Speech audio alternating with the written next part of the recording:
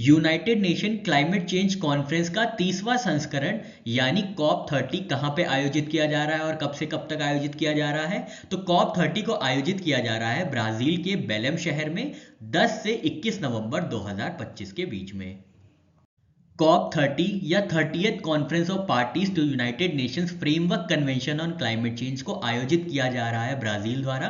और ब्राजील की एक सिटी है बेलेम जो कि स्टेट ऑफ पैरा में स्थित है, जहां पे अमेजॉन रेन फॉरेस्ट है।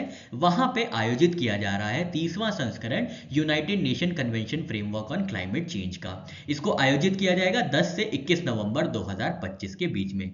मेन थीम जो होगी इस कॉन्फ्रेंस की वो होगी implementation, adaptation, inclusion and nature based solutions. साल 2025 में इजिप्ट में किस जगह पे नेचुरल गैस के नए रिजर्व्स को डिस्कवर किया गया है? तो बद्र 15 है जो कि वेस्टर्न डेजर्ट में स्थित है इजिप्ट में। वहां पे नेचुरल गैस के रिजर्व्स को डिस्कवर किया गया है। इजिप्ट के वेस्टर्न डेजर्ट में डिस्कवर किया गया है नई गैस रिजर्व्स को। याद रखिएगा कहां पे लोकेट की गई हैं गैस रिजर्व्स? तो बद्र 15 एरिया जो कि वेस्टर्न डेजर्ट में स्थित है इजिप्ट में, वहां पे डिस्कवर की गई है नेचुरल गैस की रिजर्व्स। रिजर्वायर का फॉर्मेशन कैसा है? तो लोअर बहरिया फॉर्मेशन है। एस्टिमेटेड रिजर्व्स की बात करें तो लगभग 15 billion cubic feet of natural gas को डिस्कवर किया गया है। गवर्नमेंट ऑफ इंडिया द्वारा लॉन्च किए गए DRAP और UI-WIN का काम क्या है, जो कि रिसेंटली लॉन्च किया गया है? तो DRAP का फुल फॉर्म है dump site remediation accelerator program and UI-WIN का फुल फॉर्म है अर्बन इन्वेस्टमेंट विंडो, जिसके अंतर्गत जो ढेर सारे डंप साइट्स हैं उनको क्लियर किया जाएगा और अर्बन इन्वेस्टमेंट को बूस्ट किया जाएगा साल 2026 तक।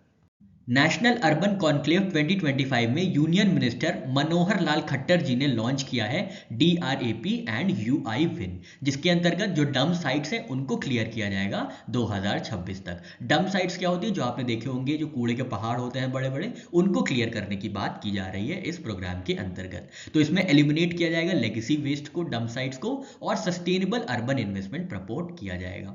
प्रोग्राम 1 की बात करें जिसका नाम है DRAP, इसका फुल फॉर्म है, याद रखिएगा, dump site remediation accelerator programme. इसके अंतर्गत क्या होगा? फास्ट ट्रैक क्लियरेंस होगा 214 हाई लोड लेगेसी लैंडफिल्स का 202 अर्बन लोकल बॉडीज में। तो 202 अर्बन लोकल बॉडीज में 214 हाई लोड लेगेसी लैंडफिल्स को क्लियर आउट किया जाएगा। टोटल वेस्ट जो टारगेट किया गया है लगभग 8.8 करोड़ टन का जो लेगेसी वेस्ट है उसको क्लियर करने की बात होगी।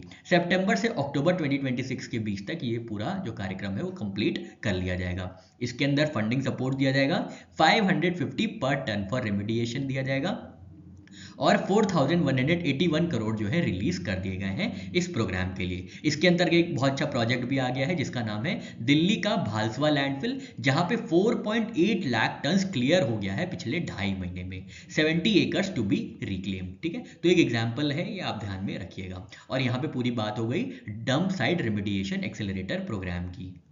प्रोग्राम 2 जो है वो है UI-WIN, इसका फुल फॉर्म है अर्बन इन्वेस्टमेंट विंडो। इसको मैनेज किया जाएगा housing and urban development corporation हुडको द्वारा। इसका पर्पस क्या है? तो ये मोबिलाइज करेगा प्राइवेट, पब्लिक और मल्टीलैटरल इन्वेस्टमेंट अर्बन इंफ्रास्ट्रक्चर के लिए। इसके अंतर्गत जो फोकस सेक्टर्स हैं वो होंगे solid waste management, urban mobility, water sewerage, climate resilient infrastructure.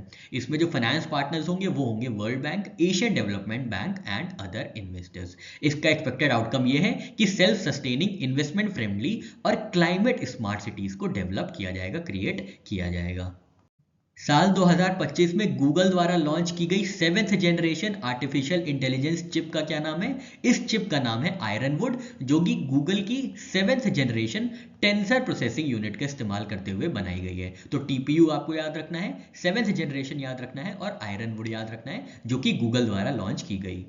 Google ने लॉन्च किया है AI चिप आयरनवुड है, जिसका नाम क्या है? आयरनवुड। चिप का टाइप क्या है? तो ये 7th generation tensor processing unit है, जो कि परफॉर्मेंस के बेसिस पे 4x फास्टर है देन TPU v4 वर्जन 4 से ये 4 टाइम्स फास्टर है। स्केलेबिलिटी की बात करें तो can interconnect up to 9216 TPU पर पॉड। ठीक है, तो स्केलेबिलिटी इतना इंपॉर्टेंट नहीं है, आप ये मत ध्यान रखिएगा। मैटर क्यों करती है? क्योंकि ये GPU की मोनोपोली को ब्रेक करती है AI कंप्यूटेशन में। कस्टम स्केलेबल AI इंफ्रास्ट्रक्चर भी प्रोवाइड करती है। ठीक है, तो ये इंपॉर्टेंट है। खाली चिप का नाम क्या है, चिप का टाइप क्या है और किसने लॉन्च किया है। ब्राजील द्वारा लीड किए जा रहे 125 बिलियन डॉलर के ग्लोबल फॉरेस्ट फंड को इंडिया ने ज्वाइन किया है ऑब्जर्वर के रूप में। इस ग्लोबल फॉरेस्ट फंड का क्या नाम है? इस फंड का नाम है Tropical Forest Forever Facility. India ने ज्वाइन किया है Tropical Forest Forever Facility as an observer. Observer के रूप में ज्वाइन किया है इंडिया ने ट्रॉपिकल फॉरेस्ट फॉरएवर फैसिलिटी, ये फंड का नाम है। कहां पे ज्वाइन किया है? तो COP 30 लीडर्स की जो समिट हुई थी ब्राजील बेलेम में, उसके दौरान इंडिया ने ज्वाइन किया है ऑब्जर्वर के रूप में tropical Forest Forever facility. Fund का ऑब्जेक्टिव क्या है? तो फंड का ऑब्जेक्टिव ये है कि 125 बिलियन डॉलर्स मोबिलाइज करना है ताकि उन कंट्रीज को रिवॉर्ड किया जा सके जो कि ट्रॉपिकल फॉरेस्ट को कंजर्व कर रही हैं और एक्सपैंड कर रही हैं। और फंड का टाइप क्या है? तो ये performance based global forest finance initiative है। तो जो जैसा परफॉर्म करेगा उसको वैसा रिवॉर्ड दिया जाएगा। भारत के कौन से राज्य ने पहली बार लॉन्च किया है tribal focus genome sequencing project? तो ये राज्य है गुजरात, जो कि भारत का पहला राज्य बन गया है जो कि फोकस करेगा tribal focused genome sequencing project पे। गुजरात की सरकार ने भारत में पहली बार ट्राइबल फोकस जीनोम प्रोजेक्ट को लॉन्च किया है। इंप्लीमेंटिंग एजेंसी होगी गुजरात बायोटेक्नोलॉजी रिसर्च सेंटर, और ये पार्ट है जीनोम इंडिया प्रोजेक्ट का। इसका की फोकस क्या होगा इस प्रोजेक्ट का? तो प्रिसीजन मेडिसिन और डीएनए मैपिंग किया जाएगा ताकि ट्राइबल हेल्थ को इंप्रूव किया जा सके। प्रोजेक्ट की स्केल की बात करें तो इसमें कलेक्ट किया गया है 4000 बायोलॉजिकल सैंपल्स, जिसमें से 2000 जो है सीक्वेंस कर दिए गए हैं ट्राइबल जीनोम्स को। टारगेट एरियाज की बात करें तो 17 tribal dominated districts of Gujarat में इसको टारगेट किया गया है।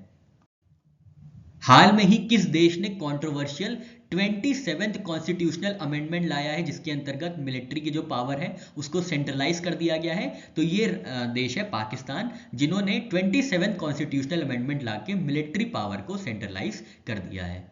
8 नवंबर 2025 को पाकिस्तान ने 27th constitutional amendment bill pass किया है। इसको प्रपोज किया गया था पाकिस्तान गवर्नमेंट द्वारा। इसका की ऑब्जेक्टिव क्या है? तो मिलिट्री पावर्स को एक्सपैंड करना, जुडिशरी और प्रोविंशियल ऑटोनॉमी को वीक करना। तो मिलिट्री पावर्स को एक्सपैंड करते हुए जुडिशरी की पावर्स को कम करना और प्रोविंशियल ऑटोनॉमी को कम करना, ये पूरा उद्देश्य था 27th कॉन्स्टिट्यूशनल अमेंडमेंट बिल का, जिसको पारित किया गया है पाकिस्तान में। इसके अंतर्गत जो नया रोल होगा, टेन्योर होगा, वो फिक्स्ड 5 ईयर टर्म का होगा और ये इक्विवेलेंट माना जाएगा प्रधानमंत्री या प्रेसिडेंट के।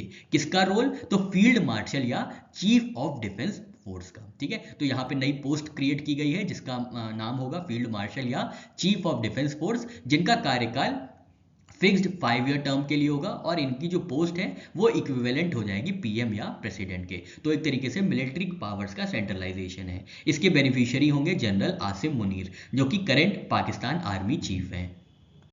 साल 2023 से 2025 के बीच में रिजर्व बैंक ऑफ इंडिया ने कितना गोल्ड रिपैट्रिएट किया है इंडिया में? रिपैट्रिएट मतलब वापस लाया गया है। तो 274 टन गोल्ड जो है वापस लाया गया है 2023 से 2025 के बीच में रिजर्व बैंक ऑफ इंडिया द्वारा। साल 2023 से 2025 के बीच में जो टोटल गोल्ड रिपैट्रिएट किया गया है, इंडिया के अंदर लाया गया है, उसकी जो वॉल्यूम है वो है 274 टन्स की। साल 2025 की ही बात करें तो यहाँ पे 64 टन्स जो है गोल्ड रिपैट्रिएट किया गया है मार्च से सितंबर 2025 के बीच में। टोटल गोल्ड रिजर्व इंडिया के पास बात करें तो 880 मेट्रिक टन्स का पूरा गोल्ड है, जिसमें से 575.8 मेट्रिक टन्स इंडिया में ही स्टोर किया गया है और 290.37 मेट्रिक टन्स जो है वो बाहर विदेश में अर्जित किया गया है, mainly Bank of England and Bureau of Bank of International Settlement BIS। और गोल्ड जो हेल्ड किए गए हैं डिपॉजिट्स वो हैं 13.99 metric tons. World Science Day 2025 की थीम क्या है? इसकी थीम है trust, transformation and tomorrow, the science we need for 2050। ये थीम है वर्ल्ड साइंस डे 2025 की। वर्ल्ड साइंस डे 2025 ऑब्जर्व किया जाता है हर वर्ष 10 नवंबर को और पहली बार इसको ऑब्जर्व किया गया था 2001 में। थीम हमने देखी trust, transformation and tomorrow, the science we need for 2050।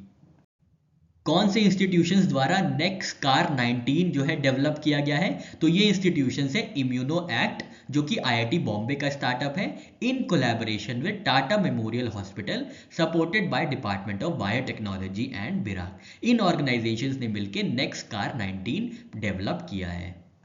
प्रधानमंत्री नरेंद्र मोदी जी ने लॉन्च किया है नेक्सकार 19, जो कि इंडिया की home grown cart seat CAR T cell therapy है, कार टी सेल थेरेपी है, जिसको लॉन्च किया गया है प्रधानमंत्री नरेंद्र मोदी जी द्वारा, और इसको डेवलप किया गया है इम्यूनो एक्ट, जो कि आईआईटी बॉम्बे का इंक्यूबेटेड स्टार्टअप है in collaboration with Tata memorial hospital, और इन लोगों को सपोर्ट दिया गया था डिपार्टमेंट ऑफ बायोटेक्नोलॉजी और बिराक का। थेरेपी का नाम क्या है? Next CAR 19। कौन से टाइप की थेरेपी है? तो chimeric antigen receptor T cell therapy है। तो कार का पूरा फुल फॉर्म है chimeric antigen receptor T cell therapy. इसके अंतर्गत कौन से डिजीज को टारगेट किया गया है? तो बीटा सेल की ब्लड कैंसर जो डिजीज होती है जैसे कि ल्यूकेमिया और लिम्फोमा है, इसको ट्रीट करने के लिए इंडिया ने होम ग्रोन टेक्नोलॉजी बनाई है जिसका नाम है कार टी सेल थेरेपी। कैसे काम करती है? तो ये पेशेंट के टी सेल्स को कलेक्ट करके उनको जेनेटिकली मॉडिफाई करके एक्सप्रेस करती है कार्स के फॉर्म में, जिसको फिर मल्टीप्लाई किया जाता है और वापस से इन्फ्यूज बैक किया जाता है ताकि कैंसर सेल्स को अटैक करा जा सके। तो ये एक पूरा एक जो है साइकिल होती है, कैसे काम करती है CAR T cell therapy. Significance की बात करें तो ये इंडिया की home grown indigenous CAR T cell therapy है, जिसके अंतर्गत क्या होगा, जो इंपोर्टेड ट्रीटमेंट से लगभग 3 से 4 करोड़ रुपए के, अब वो क्या है, उन पे जो हमारी निर्भरता थी, डिपेंडेंस थी, वो कम हो जाएगी। और ये इंडिया को एलीट नेशंस के अमंग प्लेस करता है, जैसे कि चाइना, जापान, यूएस, जिनके पास कार टी कैपेबिलिटी रहती है। जेम्स डी वॉटसन, जिनका हाल में ही निधन हो गया, वो किस चीज के लिए चर्चित हैं? तो जेम्स डी वॉटसन जो है ये को डिस्कवरर थे डीएनए के डबल हेलिक्स स्ट्रक्चर के, और इसके लिए इनको नोबेल प्राइज से सम्मानित किया गया था फिजियोलॉजी या मेडिसिन में 1962 में।